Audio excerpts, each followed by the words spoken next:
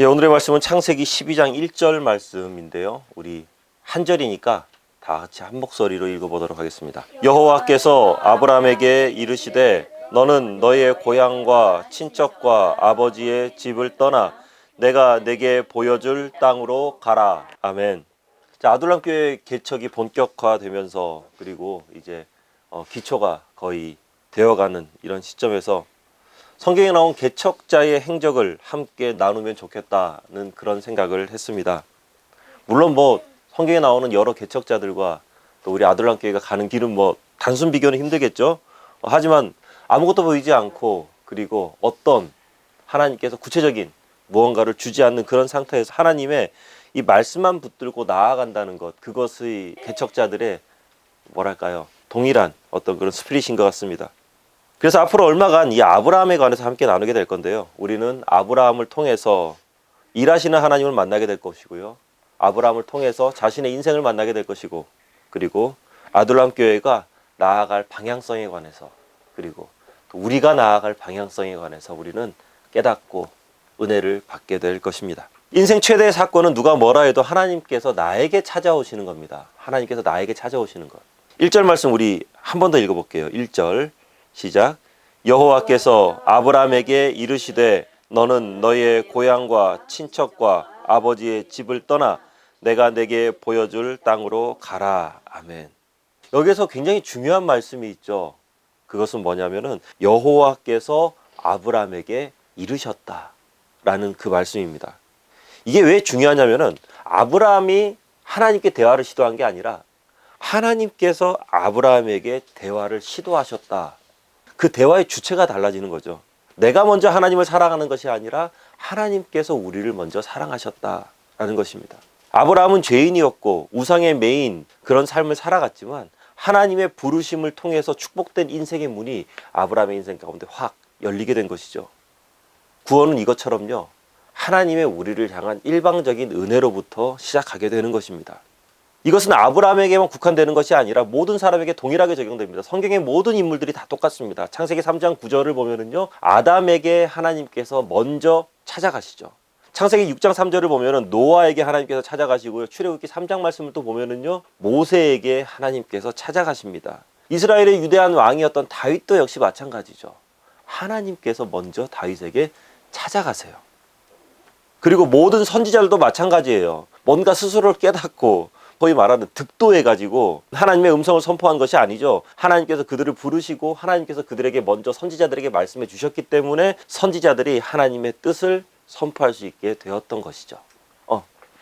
대표적으로 바울 맞아. 바울도 그렇지. 예수님께서도 제자들에게 찾아가셨어요. 그리고 바울에게도 찾아가셨죠. 그죠? 맞아요. 내가 어떻게 해서 여러분들이 어떻게 해서 하나님으로부터 선택받은 것이 아니라 나의 어떠한가는 상관없이 전적인 하나님의 선택으로 인해서 하나님의 은혜로 인해서 우리는 구원에 이르게 된다는 것입니다. 에베소서 1장 4절 5절 말씀인데요. 곧 창세전에 그리스도 안에서 우리를 택하사 우리로 사랑 안에서 그 앞에 거룩하고 흠이 없게 하시려고 그 기쁘신 뜻대로 우리를 예정하사 예수 그리스도로 말미암아 자기의 아들들이 되게 하셨으니. 아멘. 그리고 이 부르심에 순종하는 사람들 이제는 이전과는 다른 삶을 살아갈 수밖에 없습니다. 전혀 새로운 인생의 여정이 시작되는 것이죠. 많은 사람들이 말하기를 인생에서 정말 중요한 것은 내가 무엇을 하느냐보다 내가 누구를 만나느냐, 어떤 사람을 만나느냐, 누구와 함께 교제하고 누구와 함께 있느냐, 그것이 굉장히 중요하다라고 이야기합니다. 그런 의미에서 내 인생 최고의 날, 우리 인생 최고의 날은 하나님을 만나는 날이죠. 하나님께서 우리에게 찾아오시는 바로 그날입니다. 하나님을 인격적으로 만나는 날. 그날부터 역사가 시작되고 그날부터 하나님의 은혜가 우리의 삶 가운데 온전히 자리 잡게 되는 것입니다. 그러면서 우리의 인생은 절망에서 소망으로, 죽음에서 생명으로 옮겨지게 되는 것이죠. 나에게 찾아오시는 하나님, 그리고 하나님께서는 나에게 말씀하십니다. 그리고 그 말씀에 반응하는 순간이 바로 우리가 가지는 인생의 히스토리가 전혀 바뀌게 되는, 새로운 믿음의 히스토리가 시작되는 그러한 순간이라고 할 수 있죠. 로마서 10장 17절 말씀인데요. 그러므로 믿음은 들음에서 나며 들음은 그리스도의 말씀으로 말미암았느니라. 하나님의 말씀이 내게 떨어지는 그 순간 믿음의 역사가 시작되는 것입니다. 그리고 믿음의 역사가 시작되는 바로 그 시점, 내 인생에서 기적이 일어나는 시점이죠. 하나님께서 우리에게 말씀하실 때 그 말씀은 첫 번째로 구원의 말씀이고요. 그리고 두 번째는 사명을 주시는 말씀이고요. 그리고 세 번째는 그 사명을 이룰 수 있는 능력을 주는 말씀입니다. 구원의 말씀, 사명의 말씀, 능력의 말씀인 거죠. 우리가 앞으로 말씀을 계속 나누고 그리고 오늘 선포되어지는 말씀 가운데서 이 말씀을 통해서 우리의 구원을 이루고 그리고 우리의 사명을 깨닫고 그리고 그 사명을 실행할 수 있는 능력을 얻으시기를 주님의 이름으로 축원합니다. 약속의 땅으로 가기 위해서는 반드시 지금 있는 곳을 벗어나야 돼요. 뭐 당연하죠, 그죠? 그곳으로 가기 위해서는 이곳을 떠나야 됩니다. 그런데 우리나라의 정서는요, 이 떠나가는 것이 굉장히 슬픕니다. 우리나라 사람들의 정서에는 뭐 떠나는 사람에 대한 미련과 뭔가 한이 이렇게 서려 있어요. 그렇게 하면서 유명하잖아요. 나를 버리고 가시는 님은 10리도 못 가서 발병 난다. 보내기 싫은 거예요. 떠나기 싫은 거예요. 막 이렇게 하면서 한마는 이 세상 떠나가네. 막 아리랑 아라리오 하면서 막 이렇게 슬픔에 젖어서 떠나는 것은 굉장히 슬픈 일입니다. 그런데 하나님과 동행하는 그 떠남은요, 축복의 시작이에요. 새로운 약속의 땅으로 가려면요, 반드시 죄악된 옛 보금자리를 떠나야만 하는 것이죠. 죄악된 과거를 내려놓고 내 안에 죄악된 모습을 내려놔야만 축복된 미래로 우리는 발걸음을 온전히 옮길 수 있게 되는 것입니다. 너희의 고향 친척 아비집을 떠나라는 것, 부모의 가슴에 대못 받고 불효하고 그렇게 하면서 부모님으로부터 멀리 떠나가라, 그게 아니에요. 그것은 바로 내가 익숙해져 있는 옛사람의 환경과 죄의 사슬로부터 자유로워지라는 것입니다. 그것을 과감하게 버리라는 것이죠. 그렇죠. 우리가 가지는 진정한 믿음의 발걸음의 시작은요, 죄의 환경으로부터 나 자신을 분리시키는 것으로부터 시작됩니다. 죄의 환경에 몸담고 있으면서 하나님의 사명을 동시에 감당하겠다. 이것은 말이 안 되는 것이죠. 그리고 때로는 의리 때문에, 때로는 정 때문에, 그리고 때로는요, 굉장히 좀 어이가 없지만 그 죄악된 환경이 익숙합니다. 굉장히 익숙한 환경입니다. 그렇기 때문에 우리는 죄에 노출되어 있는 그 환경 가운데서 과감하게 떠나지 못하는 거예요. 그 환경에 익숙하고 그 환경이 나에게 너무나도 편안하니까요. 그래서 축복의 말씀을 듣고 나를 향한 하나님의 뜻이 무엇인지를 알고 어떻게 순종을 해야 되는 줄 알면서도 하나님께서 부어주시는 축복을 담아내지를 못하는 거죠. 그것이 죄로 인해서 빵꾸난 여러 막 우리 축복의 그릇에 줄줄줄줄 새고 있는 거예요. 만약에 하나님께 쓰임받고 하나님의 영광의 삶에 나타나기를 원하며 축복의 삶을 살아가기를 원한다면 축복의 자리로 우리는 자리를 옮겨야 됩니다. 그곳으로 떠나야 돼요. 하나님께서 원하시는 자리에 우리는 가 있어야만 한다는 것이죠. 많은 청년들이 그래요. 우리나라에서는 미적지근한 신앙생활 하다가, 그리고 많은 또 우리 크리스천들이 우리나라에서는 그냥 미적지근한 신앙생활 하다가 유학 가거나 이민 가잖아요. 그러면 오히려 막 신앙이 불이 붙습니다.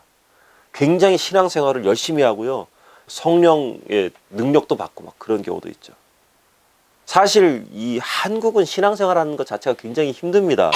환경 자체가 그래요. 조금만 나가면 술집에 유흥가에 즐길 거리들이 너무나도 많습니다. 사회적으로도 그렇잖아요. 막 불금이니 하면서 사람들이 막 그렇게 유흥에 빠지는 걸 조장하는 것 같아요. 그리고 즐길 줄 알아야 된다는 식으로 우리 청년들을, 그리고 많은 크리스천들을 방탕한 생활로 이렇게 유혹을 합니다. 그런데 외국을 나가잖아요. 특히 이제 캐나다나 미국 같은 데 가잖아요. 분위기가 완전히 달라지죠. 그죠? 캐나다만 해도 그래요. 한 5시, 6시만 되잖아요. 길거리에 사람이 없습니다. 길거리에 사람이 없고 한 7, 8시 정도 되면은 가게들이 다 문 닫아요. 그 전에 문 닫았죠. 문 열어놓은 데는 한국 사람들이 하는 편의점, 한국 사람들이 하는 슈퍼마켓, 이 정도는 문 열려 있어요. 그냥 나머지는 다 문 닫아버려요. 말도 안 통하고 어디에서 어떻게 놀아야 되는지도 모르고 어딜 다니는 것 자체가 겁나고요. 슬프고 외롭고 고되거든요. 이게 우리 신앙적으로 말하면은요, 마음이 굉장히 가난해진다는 것입니다. 사람이 그립고 김치가 그립고 미역국에 밥 한 그릇 딱 말아가지고 김치에 후루룩 이렇게 한 그릇 먹는 거, 그 그릇 한 그릇 먹으면서 그냥 눈물이 툭툭툭툭 떨어집니다. 얼마나 좋은지 몰라요. 유학 가서 그거를 먹으면, 외국에서 먹으면요. 그러니까 교회로 가는 거예요. 교회로 가는 거예요. 가난해질 대로 가난한 마음을 가지고 교회로 가서 거기에서 목사님, 사모님께서 끓여주시는 그 김치찌개 한 그릇 딱 먹으면은요, 일주일 동안 쌓였던 그 스트레스가 쫙 풀리는 거죠. 네. 물 설고, 말 설고, 낯설은 고생의 땅에서 그 사람이 그곳에서 굉장히 고생하고 힘든 삶을 살아갈 것 같지만 그 힘든 그곳이 바로 약속의 땅이고 바로 그곳이 은혜의 땅이 된다는 거죠. 환경을 바꾸지 않았다면 절대 체험하지 못할 만한, 그렇게 외국까지 나가서 그 고생을 사서하지 않았으면 체험하지 못할 만한 것들이 모든 환경을 바꿈으로 인해서 그 사람 가운데 들어오게 된다는 것입니다. 아브라함도 그랬습니다. 약속의 땅은요, 미지의 땅입니다. 두려운 땅이고요, 전혀 알지 못하는 곳이에요. 도전하기엔 너무나도 무서운 땅일 수도 있죠. 하지만 그곳에서 하나님을 만나게 되고 인격적인 교제를 이루게 된다면 그 두렵고 떨리고 미지의 그 땅이야말로 최고의 축복의 땅이 되는 거죠. 사실 이 아브라함은 자신의 고향에서는 거의 준재벌급이었습니다. 잘 나갔어요. 우상 팔아서요, 그것으로 큰 돈을 벌면서요, 안정적인 삶을 누리던 아브라함이었던 것이죠. 우상과 폭력과 그리고 음란이 가득했던 이 갈대아 우르 땅은요, 굉장히 기름진 땅이었고요, 풍요의 땅이었고 안정적인 생활을 보장하는 땅이었지만 믿음의 조상이 될 아브라함이 살만한 곳은 아니었습니다. 즐길 것이 너무나도 많았고 너무나도 익숙했던 그곳에서는요, 하나님의 음성 듣기가 굉장히 힘듭니다. 너무나도 안전하고 너무나도 안락하고 너무나도 볼 것과 들을 것이 많기 때문에 굳이 하나님께 집중할 필요가 없는 것이죠. 그렇기 때문에 축복의 통로로 연단받을 수 없는 것이었습니다. 그래서 하나님께서는 아브라함을 그 자리에서 드러내신 겁니다. 살기 좋았고 괜찮았지만 그 괜찮은 곳에서부터 하나님께서는 아브라함을 탁 이렇게 뽑아내신 거예요. 자, 하나님께서는요, 하나님의 사람들을 꼭 이렇게 하십니다. 내가 안락하다고 생각되는 것, 걱정과 근심이 없는 것, 내 삶의 안전지대에서 하나님께서는 하나님의 계획을 위해서 그 사람을 때로는 뽑아내십니다. 그리고 믿음의 발걸음을 걷도록 하시죠. 그리고 그런 우리에게 이렇게 말씀하십니다. 내가 내게 보여줄 땅으로 가라. 굉장히 중요한 말씀이죠. 내가 너에게 보여준 땅으로 가라 라고 말씀하시는 것이 아니라 내가 너에게 보여줄 땅으로. 이 말씀이 좀 그렇죠. 그러니까 이런 거예요. 넌 지금 아무것도 모르지? 모르는데 일단 떠나. 일단 떠나. 일단 가면 알아. 일단 떠나. 믿음의 발걸음을 가. 가면서 설명해 줄게. 내비게이션도 없고 제대로 된 지도 한 장도 안 주면서 일반 서민도 아니고요, 잘 먹고 잘 사는 준재벌급이었던 지역 유지인 아브라함에게 언제 어디서 어떻게 하라는 구체적인 설명도 없이 무작정 떠나라. 떠나라. 가라. 그런데요, 이게 바로 진짜 믿음의 여정이잖아요.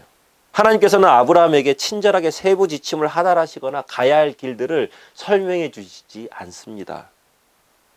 이성적이며 가시적이고 충분한 근거가 될 만한 그 무엇을 제시하는 것이 아니라 무작정 나 믿고 가라.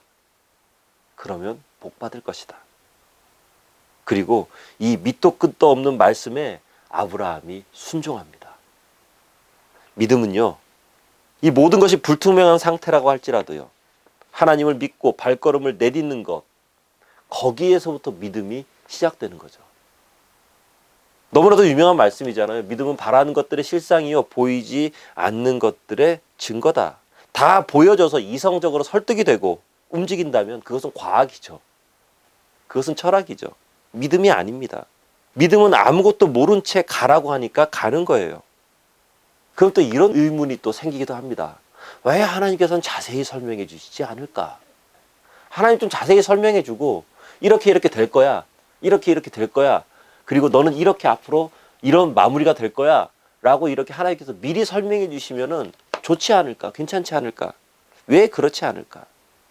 그런데 오히려 자세히 설명해 주시지 않는 것이 우리에게 더 큰 은혜입니다. 요즘 법이 바뀌어서 수술하기 전에 보면 의사들이 환자들에게 와서 어떻게 수술할 거라고 쭉 이렇게 설명을 해줍니다. 그렇게 해주게 돼 있어요. 친절하게요. 그런데 이게 너무 친절할 때가 있거든요. 어떤 의사들은 또 이렇게까지 얘기한다 그래요. 어디서 어디까지 찍고 거기에서 이 장기를 어떻게 적출을 하고 그러면 이 장기가 어떻게 적출이 되어서 이것이 어떻게 어떤 과정을 통해서 뭐 하고 하는 어떤 그런 것들. 그리고 수술을 하면서 장기를 적출할 때 여기에서 내장 지방 때문에 이게 보이지 않을 경우에 혈관을 어떻게 빼가지고 연결을 해서 연장해서 환자가 그거 든다고 다 합니까? 아니에요. 이런 잔인한 친절함이 오히려 환자의 마음을 더욱더 불안하게 만들기도 합니다. 그냥 의사 선생님 믿고 수술을 하면 됩니다. 그냥 들어가면 돼요. 만군의 여호와 우리 하나님께서 이렇게 말씀하시잖아요. 우리에게. 너는 어디로 갈지 모르지만 나를 믿어라. 그런데 그냥 믿으라는 것이 아니죠. 너는 어떻게 해야 될지 모르겠지만 내가 너를 사랑한다는 것을 너는 믿어라 라는 거예요. 내가 너를 좋아한다는 것을 믿어라. 내가 능력의 하나님이라는 것을 믿어라. 모든 결과를 다 보여주면서 내 인생의 앞길을 마치 서치라이트처럼 쫙 비춰주시는 것은 아니지만 나를 사랑하시는 하나님의 약속, 반드시 선한 길로 이루어내실 것이라는 그 하나님의 약속, 그 하나님을 바라보면서 살아가는 사람, 바로 그 사람이 믿음의 사람인 것이죠. 하나님께서는 나에게 가장 소중하고 귀한 것들로 최고의 것들로 준비해 놓고 있으실 것을 우리는 믿는 것입니다. 기대하시기 바랍니다. 그리고 그 기대를 가지고 믿음의 발걸음을 걸을 때 우리의 삶 가운데서 반드시 그렇게 될 것입니다. 아브라함에게 준비해 놓으신 약속의 땅은요, 이 모든 크리스천들이 감당해야만 되는 이 사명의 자리입니다. 하나님께서는 우리 인간을 부르실 때 보통 두 가지 이유로 부르시죠. 첫 번째는요, 구원을 위해서 부르십니다. 그리고 사명을 위해서 우리를 콜링하시죠. 그렇죠? 우리 모두를 구원하신 하나님께서는 우리를 위한 특별한 미션을 준비해 놓고 계세요. 나를 그 자리에 세우신 이유는 내가 아니면 안 되는 무언가가 바로 그 자리에 있기 때문이죠. 하나님께서 우리를 크리스천들을 어떤 곳으로 보내시는 이유는요, 그곳 가운데서 내가 반드시 해야만 되는 것이 있다라는 것입니다. 다시 말해서 나에게 주어진 굉장히 좀 유니크한 사명이 그 자리 가운데 있다는 것이죠. 할만하니까 우리를 부르신 거예요. 그리고 할만하니까 시키시는 거예요. 가장 중요한 것은 내가 감당하기 어려운 일로 보인다 할지라도 담대하게 내가 감당하겠다 하나님 앞에서 선포하고 그 길을 걸으면은 그 다음부터 하나님의 능력이 나에게 쏟아진다는 것이죠. 바로 하나님의 기가 막힌 은혜가 그것 가운데 기다리고 있는 것이죠. 이게 그런데 순서가 굉장히 중요합니다. 우리에게 사명을 주시고 사명을 내 것으로 취하며 감당하기 시작할 때 그 하나님의 능력이 나에게 임한다라는 것이죠.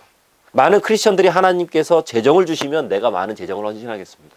하나님 저에게 좀 시간을 좀 주시면은 내가 그 시간을 가지고 헌신하겠습니다. 하나님 저에게 건강을 주시면 헌신하겠습니다. 이런 식으로 기도하기도 하는데요.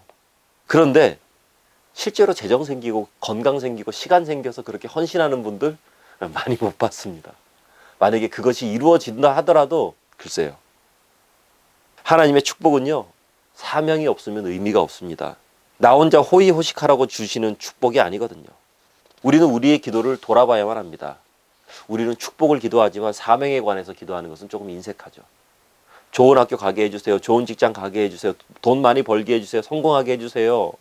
그렇게 기도하지만 하나님, 나에게 주어진 이 사역들, 나에게 주어진 중고등부, 그리고 나에게 맡겨주신 이 어린 양들, 그리고 나에게 주어진 이 직장 가운데서 선포되어지는 복음을 위해서 우리는 과연 얼마나 기도하고 있는가. 기도하고 있다면 잘하시는 겁니다. 그런데 만약에 그것에 대한 기도가 조금 인색했다면 오늘부터 기도의 내용에 그것을 좀 많이 포함시켜 보세요. 만약 하나님의 은혜가 우리의 삶의 온전한 모습으로 이루어지기를 원한다면 우리의 기도는요, 하나님께서 우리에게 원하시는 사명에 초점이 맞춰져야만 됩니다. 그러면은 하나님의 능력이 우리의 삶 가운데 임하게 될 것입니다. 말씀을 맺으면서요, 새로운 시작은요, 큰 설렘과 기대를 낳게 됩니다. 그런데 이 설렘과 기대, 이것은 사실 주변에서 봤을 때 그래요. 막상 새로운 시작이 내일이 되면 설렘과 기대보다는요, 막연함이 주는 두려움과 처음 하는 것에 대한 스트레스가 더 큽니다. 인간적인 상황에서는 그렇다는 거예요.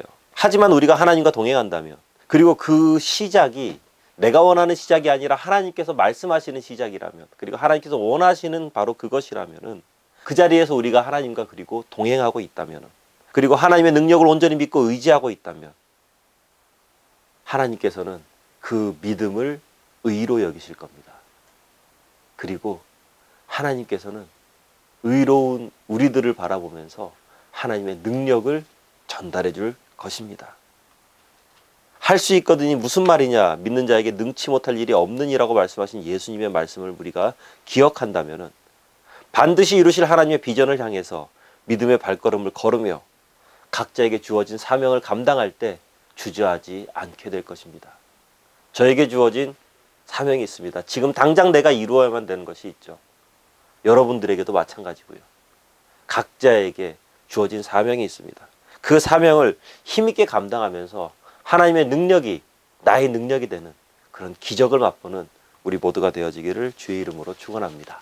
기도하겠습니다. 하나님, 새로운 시작은 항상 두렵고 떨립니다. 그리고 많은 어려움들이 있습니다. 하지만 그 새로운 시작이 하나님과 동행하게 될 때 우리는 사람들이 말하는 설렘과 기대를 가지게 됩니다. 그 과정이 비록 힘들지라도, 그리고 그 과정 가운데 나의 능력으로는 도저히 이룰 수 없다라고 느껴질지라도 하나님을 바라보며 하나님의 능력을 의지하며 그리고 하나님의 사명을 온전히 감당할 때 우리의 발걸음이 복된 발걸음이 되고 하나님 안에서 온전한 모습이 될 줄로 믿습니다. 부족한 우리의 믿음, 그리고 연약한 우리의 모습 하나님께서 받아주시고 하나님의 사명을 감당하기에 올바른 모습으로, 하나님의 사명을 감당하기에 부족하지 않는 모습으로 주님 다시 리빌딩 시켜 주시옵소서. 예수님 이름으로 기도합니다. 아멘.